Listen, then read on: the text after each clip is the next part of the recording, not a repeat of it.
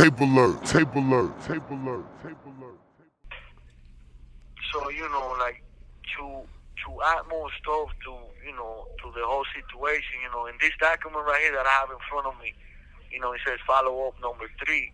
They describe the cameras that they located and that they kept, that they saved for themselves, Mm. And it says right here that there was a camera facing outdoor, located in the street, and the view was towards the entrance where the incident really happened outside. He says if the camera was operational, he says yes. Does the camera record? Yes. Camera owned by Aqueduct Parking. Then you have the description of the incident made by the detective, the first detective on the scene, which says, like on June 12, 2014 at approximately 7 hours, while inside the Aqueduct parking garage located at 2621 Aqueduct Avenue, the U.S., I don't know what the U.S. means, but I'm assuming is, the detectives on the scene. Mm-hmm. The U.S. observed video of a fight and a stabbing incident that occurred at approximately 4:18 hours in front of 2621 Aqueduct Avenue. 3 cameras were found at the scene, 2 inside and 1 outside. And the U.S. observed the following on DVR as operated by blank. That's probably the name of the parking attendant that was there on that morning. So then he says, at 4:15 hours, at least 2 females began to fight within the garage. Approximately 20 people are in the garage, with some trying to stop the fighting and some provoking it. Then he says, 4:18 hours, 2 to 3 male Hispanic attack and then pushes another male Hispanic out of the garage and then began to attack him as he is down on the street. 3 to 4 males are involved in the attack on the victim. The victim gets up and runs towards West Cambridge Road, and then all males involved appear to enter into a gray Honda sedan with no front plates. Now, this document was made by Detective Scott Patterson, tax register number 911348. In this document right here that I never saw before my trial, my lawyer neither. Uh-huh. In this document, he's describing what he's observing from the video. Yeah. Now we never knew about this detective until I got this document. We never knew about the existence of this detective right here.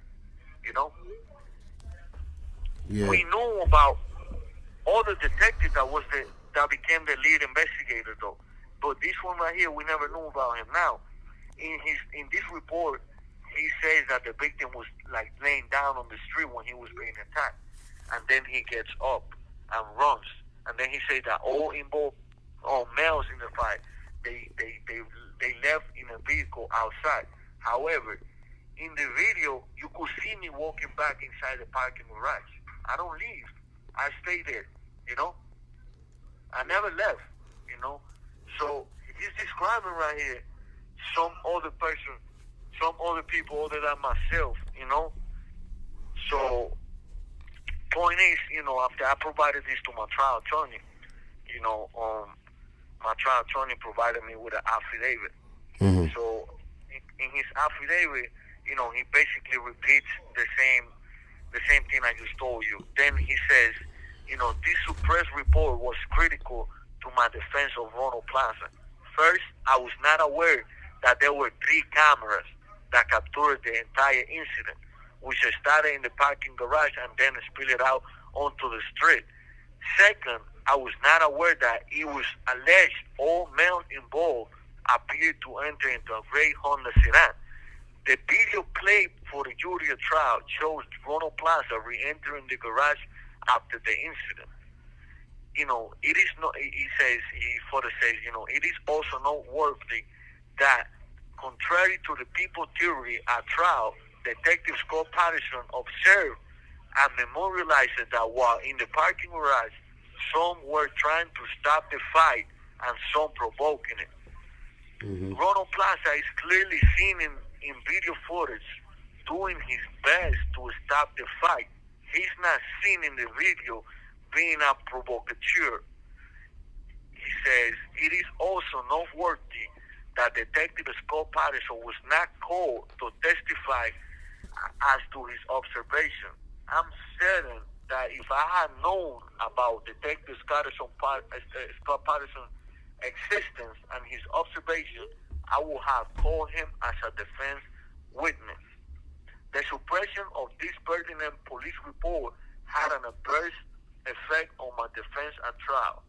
Evidence that an outside video existed capturing the assault that occurred in front of 2621 Ecuador Avenue should have been provided to the defense. It is my professional view that had such evidence been disclosed, Mr. Plaza will have obtained a more favorable outcome at trial. You know? Signed by Mr. Alan Messina, you know?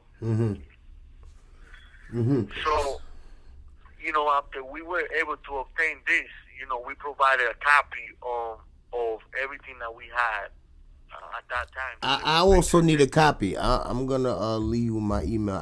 I need you to email me those. Right now. Let me write down your email address. Okay. Sir, one second. Okay, I'm ready. You ready? Yes. LAN D D as David. Yes. D SLI DE. D as David. Yep, D as David, E as in Eric.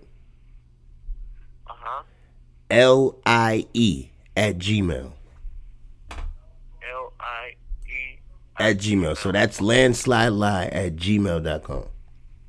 One second. I'm going to repeat it back to you just to make sure. So it's Larry, Alpha, Nancy, David, Stephanie, Larry, Intelligent, David, Entertainment, Larry, Intelligent, Entertainment at gmail.com. Yes, sir. Correct. All right, sir. Oh, thank you. Oh, my God.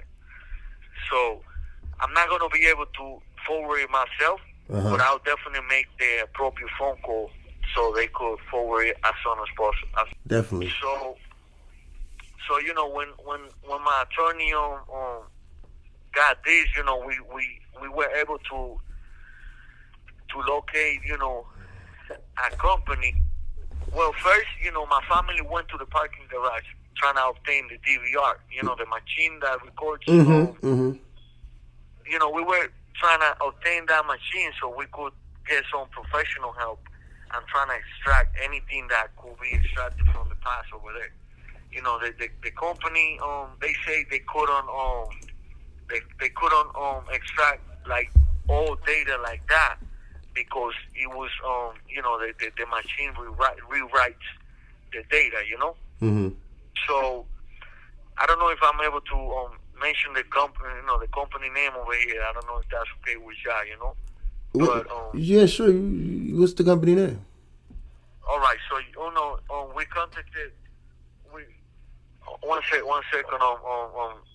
The officer is asking me for my ID. 1 second. I'm sorry. It's by my mirror. Thank you.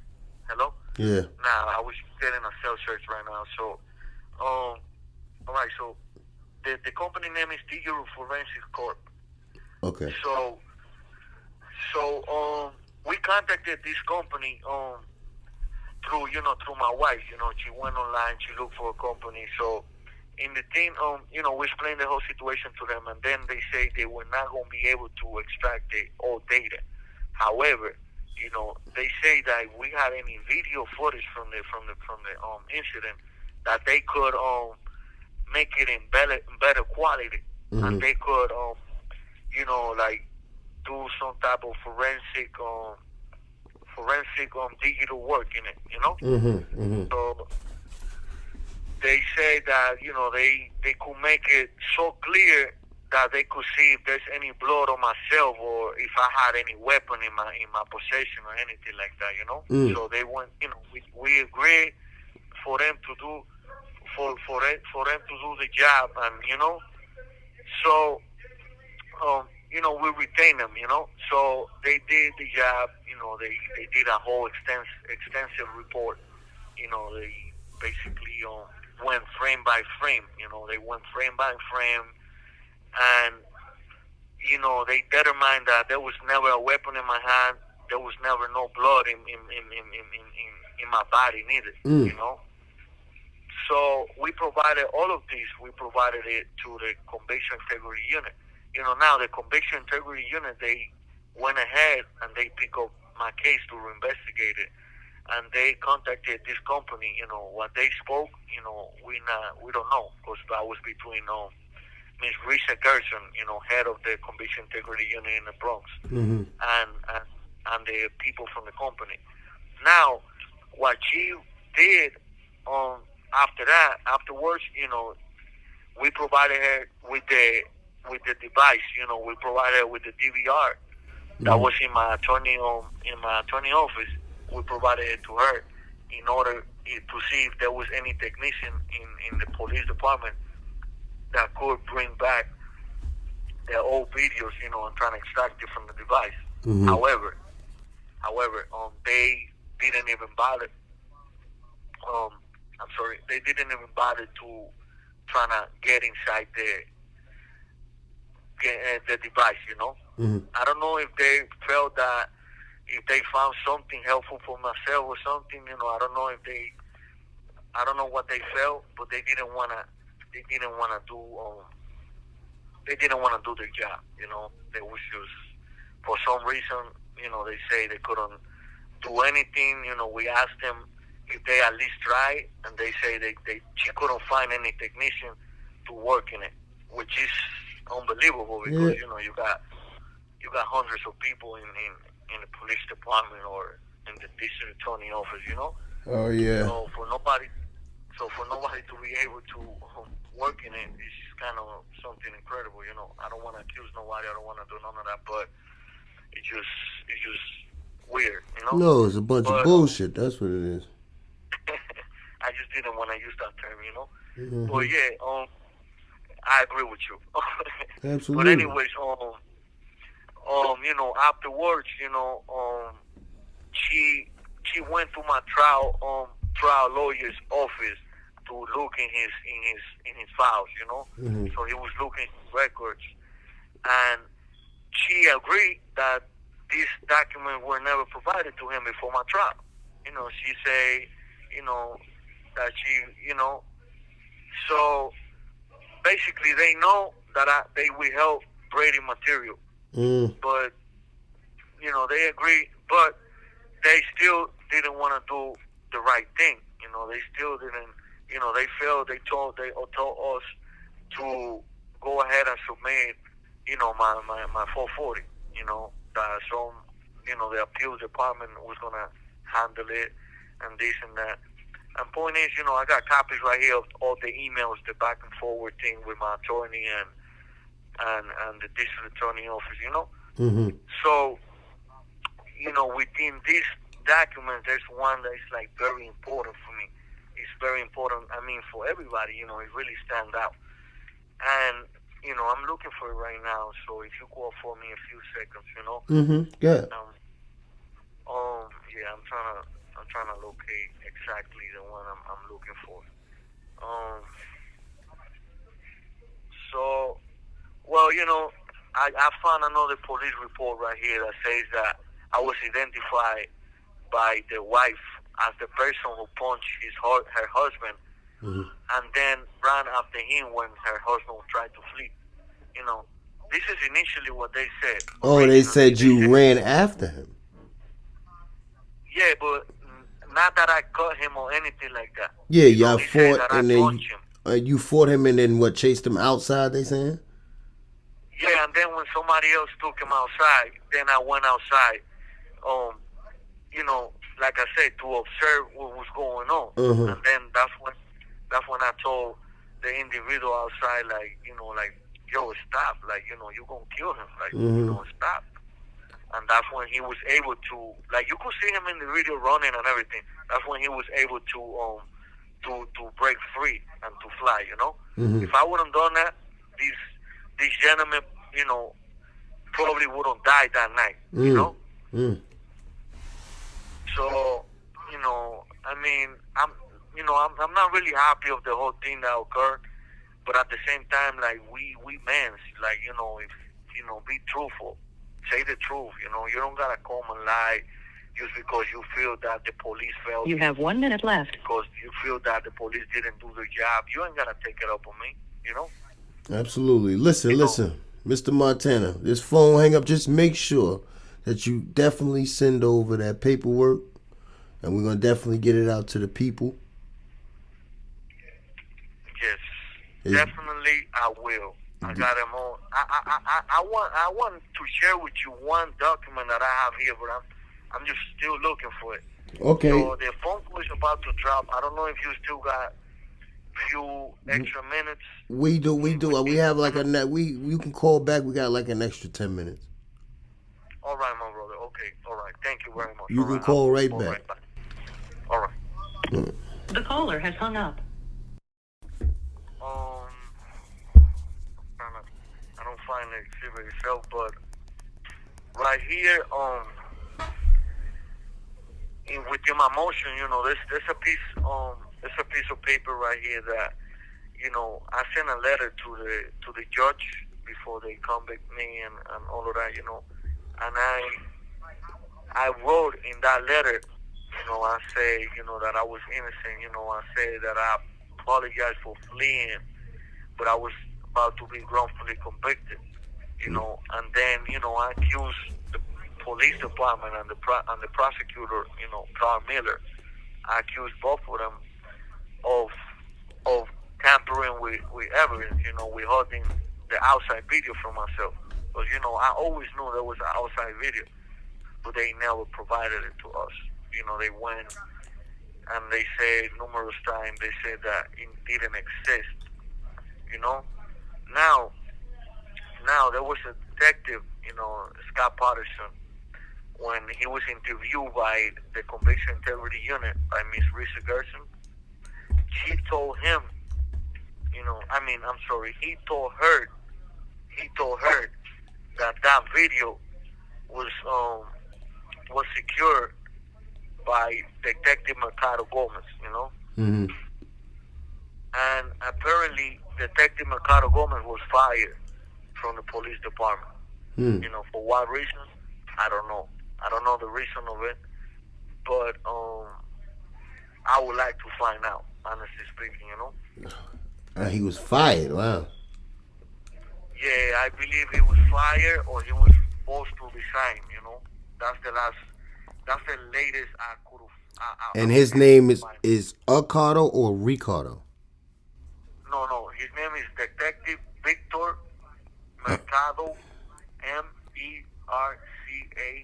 Mercado, and then like a little Gomez. I see. A little line in between, you know, a little line in between the name, and then it goes Gomez, Gomez, you know. Mm-hmm. So, you know, I don't know if you know, if we might be able to inquire a little bit further, and maybe we'll be able to obtain something, you know, with your assistance, of course, you know. Mm-hmm. I know you have a big community out there. I know you have a lot of reach, you know. Mm-hmm. Well, I'm searching them up now, looking for him in the Bronx, right? Yes, the Bronx. Yes, he used to be a detective, 52nd prison. Yeah. 52nd precinct was employed by the police department annually, 138. He was salary, so when he's on high, let me see home. Yeah, I'm just looking him up on. I think I found him. Yeah. It doesn't say much, but I think I found the person. In 2013, he was deployed and employed with them. Correct? You're saying 2013 he was what? He was employed with them. With the police department. Yes, he was. Yeah, I'm reading up like a small summary of him. I just want to find him. We're gonna definitely do some homework on him. Yeah. You gotta dig a little Well, deeper. But go ahead, continue. I just want to say, thank you for the opportunity. Thank you for your time. Thank you for everybody out there. I hope my story could be, Helpful. it could be, it could bring awareness to our community, to the brown and black community, Mm-hmm.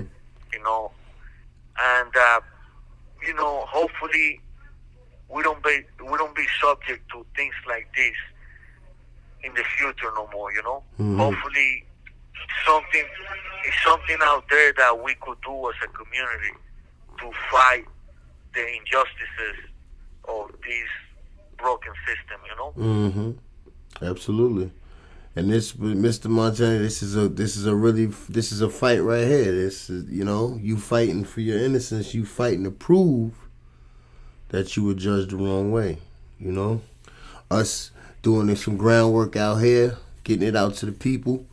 Who knows who hears this and maybe sharing the same situation with a little more information that can help you out. You know what I mean? Exactly. This is And what this is that's about. the whole purpose of reaching out to you. Mm-hmm. Because you never know who's listening. We might have the detective listening right now, and he probably say what, I know I did it wrong. Let me make it right now. Absolutely. Who knows? Absolutely. Yeah. It's never late. It's never late to make it right. It damn sure ain't. It damn sure is better than never. Better than never. That's always a good thing. Because you never know. You said the key thing. You never know who's listening.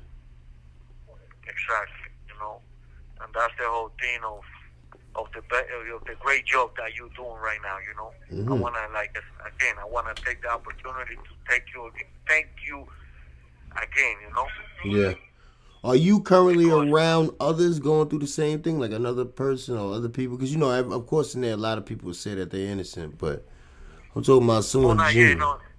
I have come across a lot of actual innocent people that I know, by looking at their case and looking at their situation, and I know that they've been placed unjustly in here.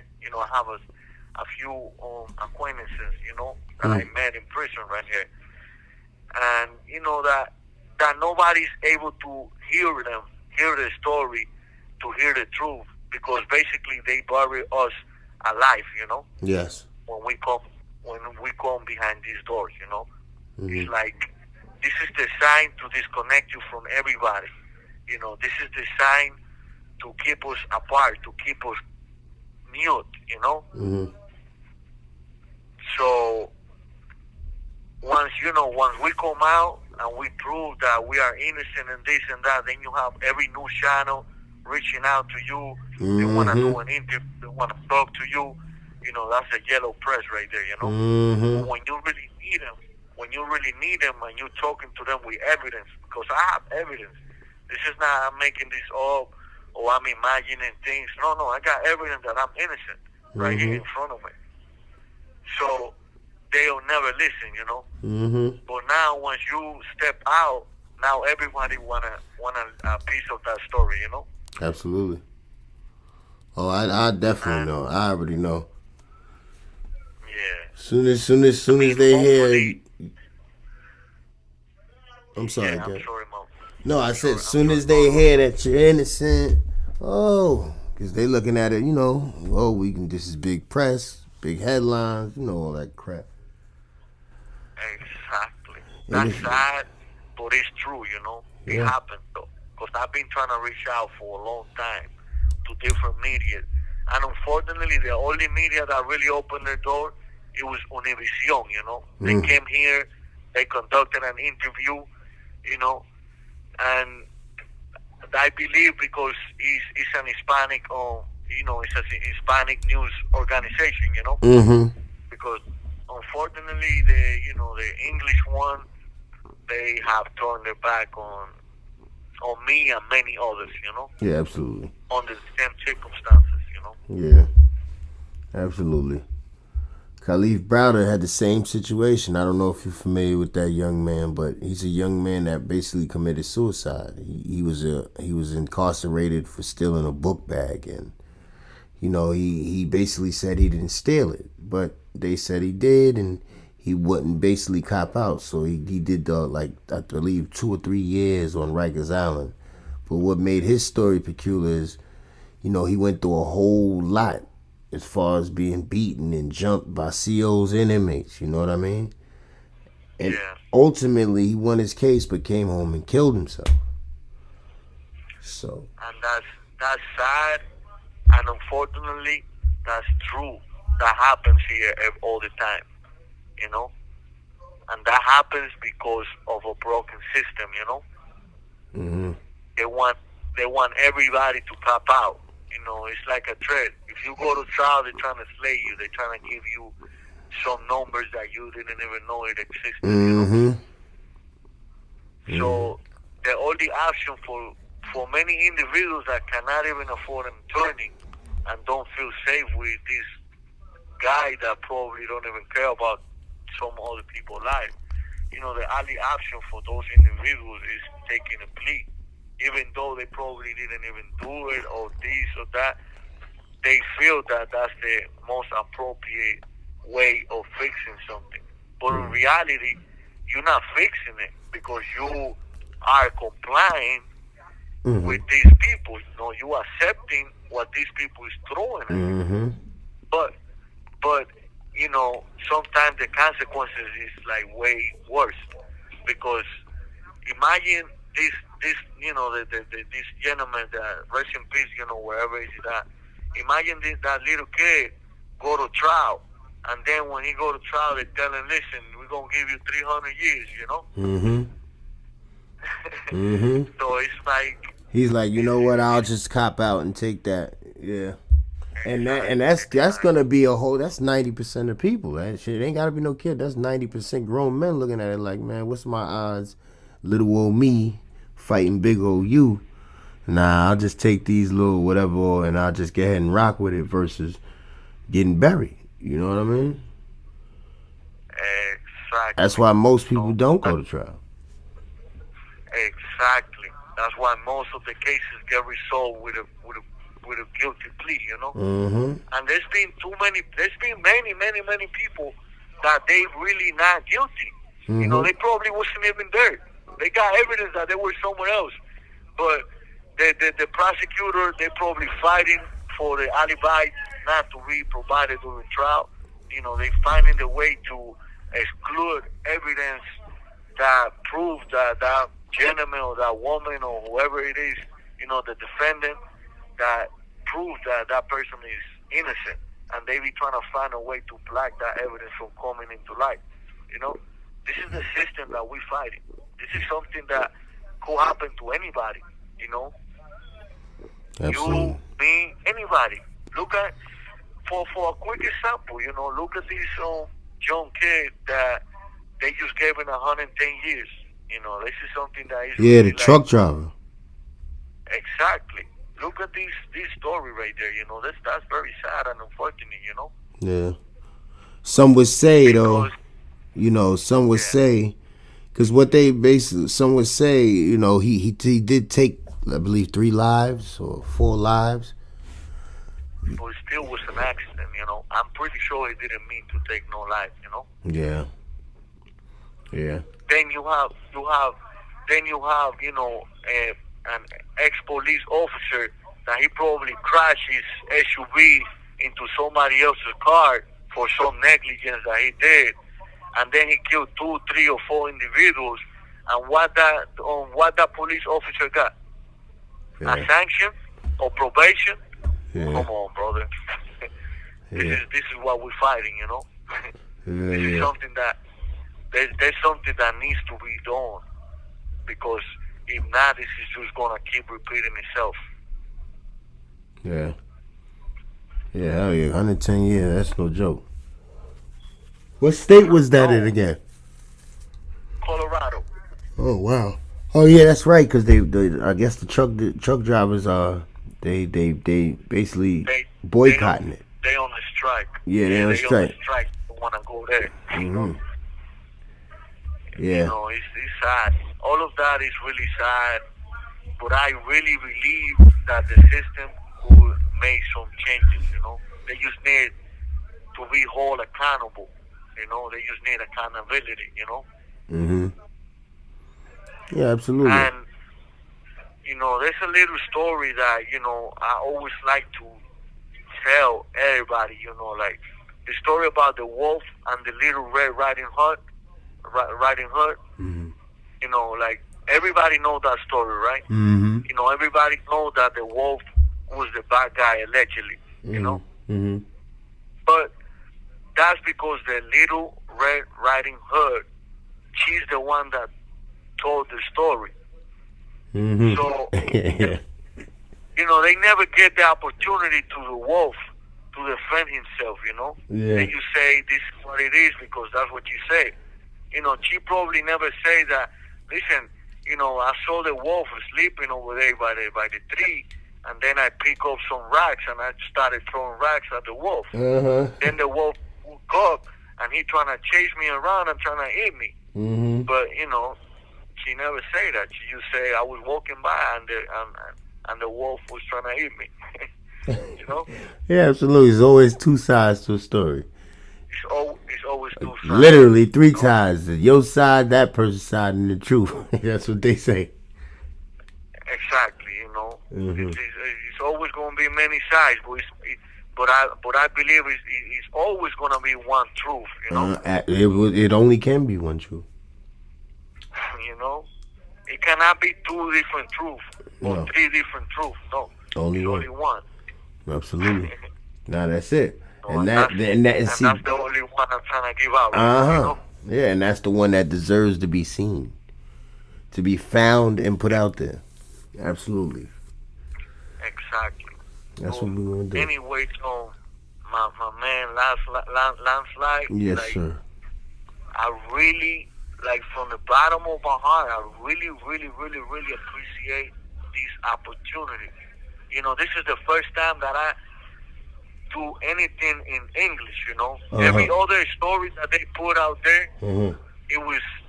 they were in English, but they were put out there by the prosecutor. Okay. They were tied by the prosecution, and they were sent to the newspaper, to the New York Times, to the Daily News. They send their side of the story. Mm-hmm. Mm-hmm. To make me look like the wolf. Mm-hmm. Mm-hmm.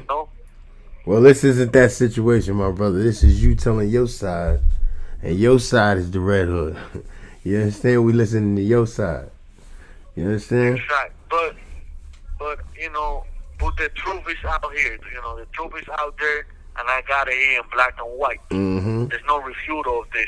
Mm-hmm. Like the prosecutor, he knew that he was using false testimony in my trial, and he never tried to even correct it.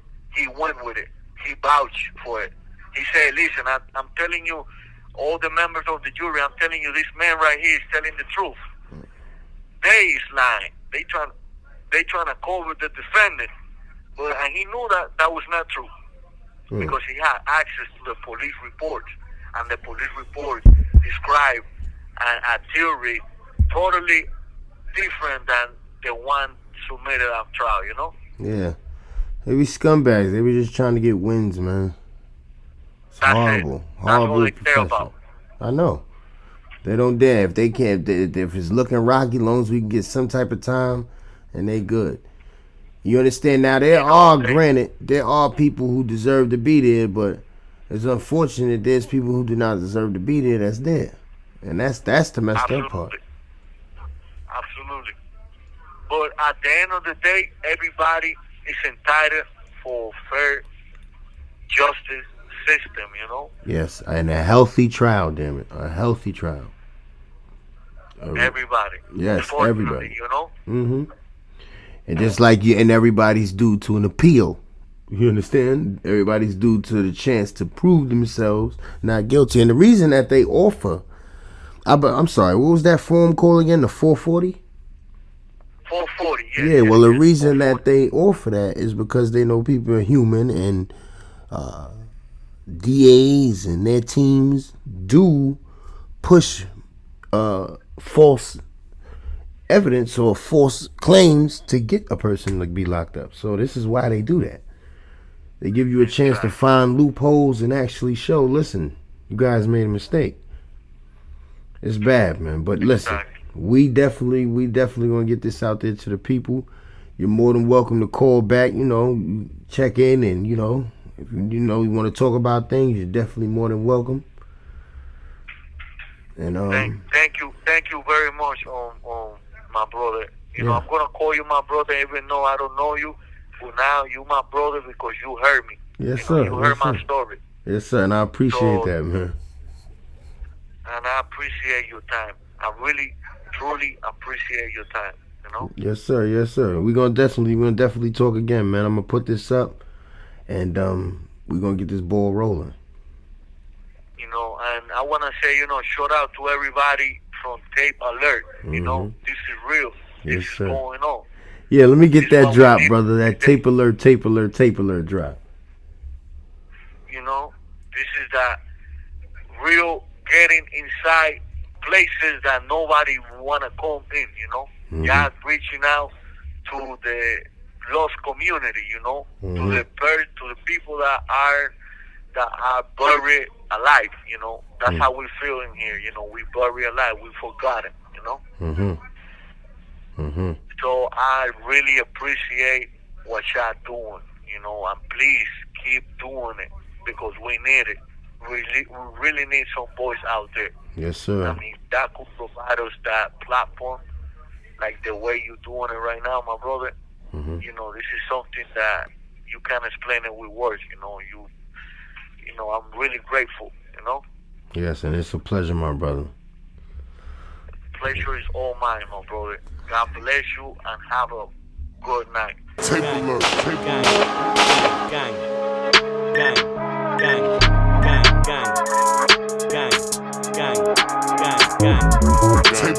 Tapealert.